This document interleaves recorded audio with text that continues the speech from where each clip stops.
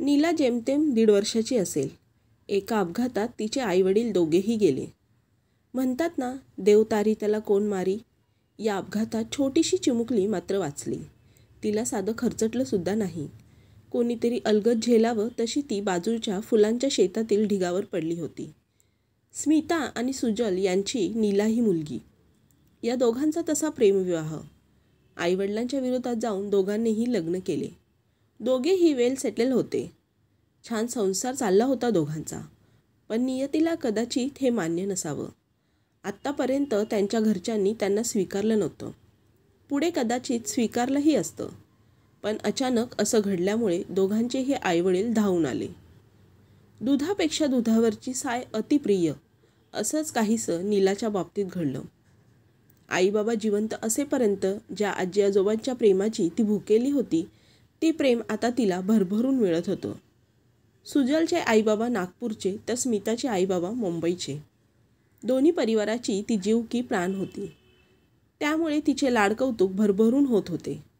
पण विशेष म्हणजे दोन्ही आजी आजोबांचे तिच्यावर उत्तम संस्कार होते.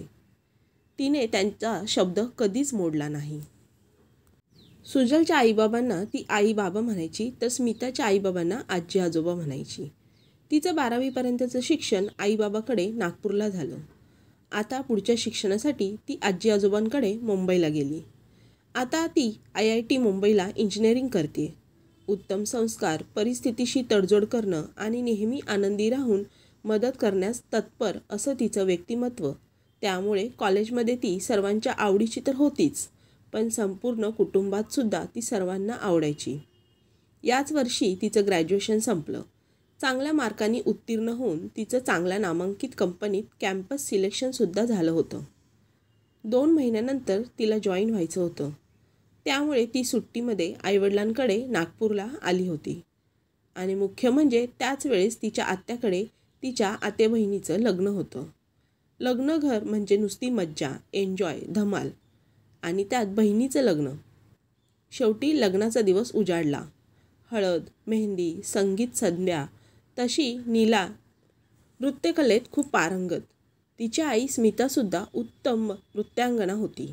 जणू तिचीच ती प्रतिकृती. वयात आलेली मुलगी म्हटल्यावर तिच्यावर सर्वांचं लक्ष असतंच. आपल्या मुलासाठी उपवर मुलगी म्हणून. तिचं शालीनतेचं वागणं, समंजसपणा, आपुलकीने प्रत्येकाची विचारपूस हे सर्वांना मोहित करणारं होतं. तिच्या आत्याच्या दूरच्या नातेवाईकांचा परेश हा मुलगा. तो USAला एक मोठ्या कंपनीत मॅनेजर होता. त्याच्यासाठी त्यांनी नीलाला मागणी घातली. परेशला सुद्धा ती आवडली होती. पण नीलाला मात्र एवढ्यात लग्न करायचे नव्हते. पण तिने विचार केला. आधीच आईबाबा, आजी आजोबा यांनी आपल्यासाठी इतके कष्ट केले. या उतारवयात त्यांना जास्त त्रास नको म्हणून तीही लग्नाला तयार झाली. परेशला USAला जायचं असल्याकारणाने 20 दिवसातच लग्न पार पडलं. ती नवीन घरात लक्ष्मीच्या पावलाने सून म्हणून आली. सर्व तिचे खूप कौतुक करायचे. परेशच्या लहान बहिणीला तर तिने खूपच माया लावली होती. तिच्या लाघवी स्वभावाने तिने लवकरच सर्वांची मनं जिंकली. पण परेशला मात्र ती लवकर समजू शकली नाही. तसं तो तिच्यावर खूप प्रेम करायचा. तिच्या आवडीनिवडी जपायचा. पण स्वभावाने थोडा हट्टी होता. स्वतःला पटेल तसंच वागायचा. थोड्या दिवसांनी तिलासुद्धा जॉईन व्हायचं होतं. पण परेशची इच्छा मात्र तिने इथे नोकरी न करता त्याच्यासोबत USAला यावं अशी होती.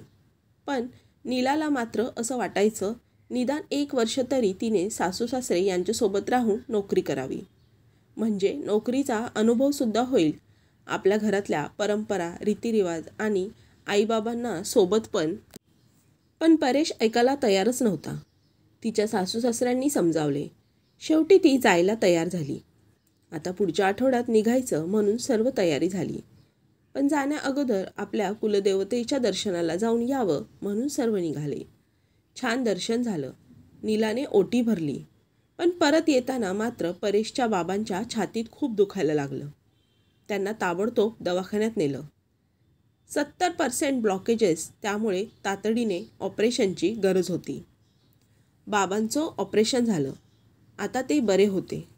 पण अशक्तपणा खूप आल्यामुळे त्यांना एकटं सोडणं कठीण होतं. बहीण लहान आणि आईला पण सर्व झेपेलच असं नव्हतं. त्यांना पण शुगर आणि बीपीचा त्रास होता. नीलाने परत एकदा परेशला समजावलं.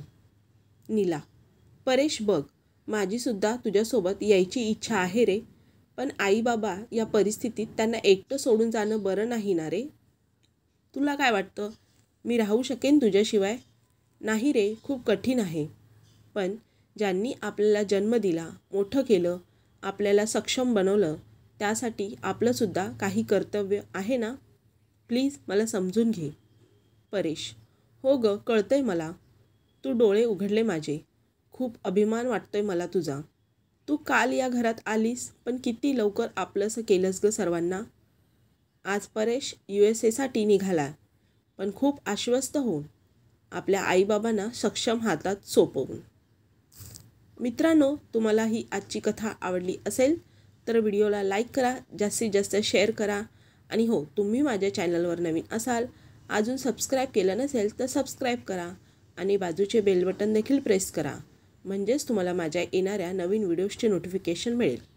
चला तर मग पुन्हा भेटूयात. व्हिडिओ पूर्ण पाहिल्याबद्दल धन्यवाद.